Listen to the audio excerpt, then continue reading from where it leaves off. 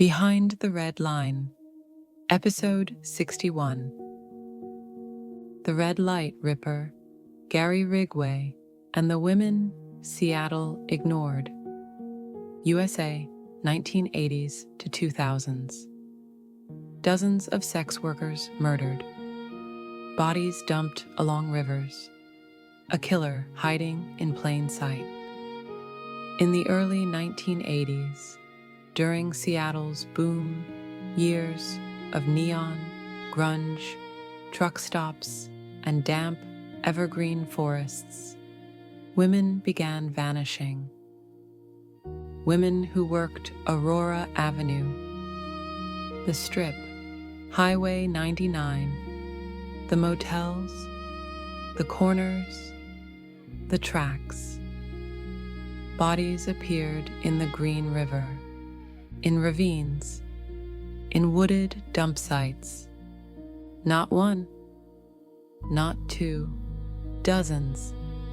And the man behind it, a quiet truck painter with a Bible in his hand and murder in his heart. This is Behind the Red Line, Episode 61, The Red Light Ripper. Seattle was changing. The rain-soaked city was a magnet for runaways, survival sex workers, hitchhikers, and displaced young women. The economy left many behind. Teen girls from broken homes, women escaping abuse, single mothers who had nowhere else to go. Predators knew this, and the city's most vulnerable women became prey.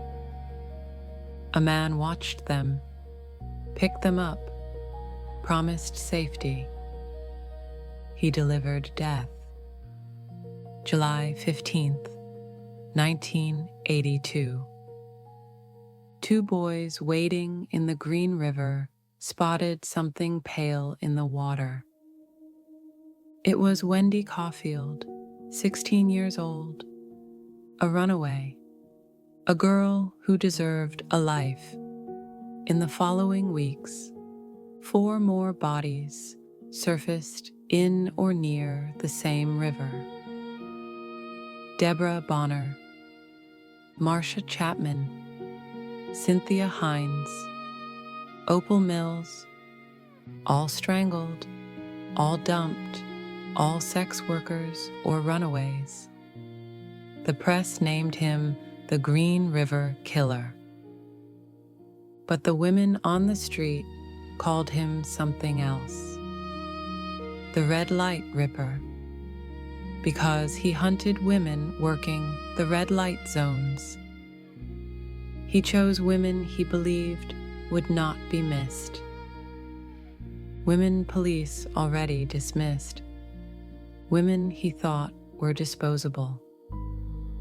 He picked them up in his truck, drove them into woodlands or remote roads, strangled them with his bare hands or with their own clothing. He often returned to the bodies, sometimes to move them, sometimes for things darker. His ritual was intimate, cruel, and horrifyingly efficient. He claimed later, "I killed so many I lost count." By 1983, Seattle was terrified. Women went missing almost weekly. Some were found months later in clusters, bone fields hidden in the woods, near airports, behind junkyards, off logging roads. Tent City was formed, a temporary shelter for sex workers living in fear. Women worked in pairs, kept journals of suspicious cars, warned each other not to get in a truck with a man who had a soft voice and cold eyes. But he kept finding victims, because they still had to work to survive. Predators exploit poverty. Ridgway exploited desperation. Gary Leon Ridgway was not a monster in appearance. He was average, quiet, polite to neighbors, a father, a churchgoer. He painted trucks for a living, drove a pickup, wore worn jeans and a blank expression.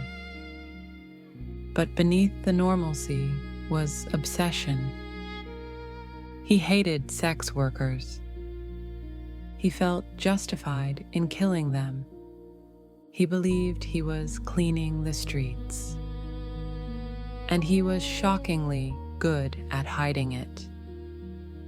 He even passed a polygraph test, something that stunned investigators for decades. Ridgway was interviewed by police as early as 1983. He matched the description. He was seen with victims. His name popped up repeatedly. But polygraphs were trusted. Victims were not. With dozens of tips flooding in daily, detectives struggled to separate rumor from truth. And Ridgway stayed one step ahead by being exactly what no one expected, a boring, quiet man with a day job. The perfect camouflage. In 2001, new DNA technology finally cracked the case open. Semen samples taken from victims in the 80s were matched to one man, Gary Ridgway. Police surrounded him outside the Kenworth truck plant, where he worked for 30 years. He denied everything, then confessed to nearly 50 murders. Later, he hinted there were more. Much more. He said, "I killed so many women, I can't remember them all. They were trash." His words, not mine. These were not trash. They were women, mothers, daughters, humans. Wendy, Deborah, Marcia, Cynthia, Opal, and dozens more. Some identified, some nameless, some never found. Ridgway targeted women the world had already abandoned, and he counted on society not caring. And for too long, he was right. Gary Ridgway received life in prison without parole. He sits in a concrete cell in Washington State Penitentiary. He didn't kill for trophies. He didn't kill for power. He killed because he could, because he believed no one would protect the women he chose. Seattle will never forget the winter of fear, the bodies in ravines, the women taken from the Strip. And the Green River still moves quietly past the places where so many lives ended. This is Behind the Red Line, Episode 61, The Red Light Ripper.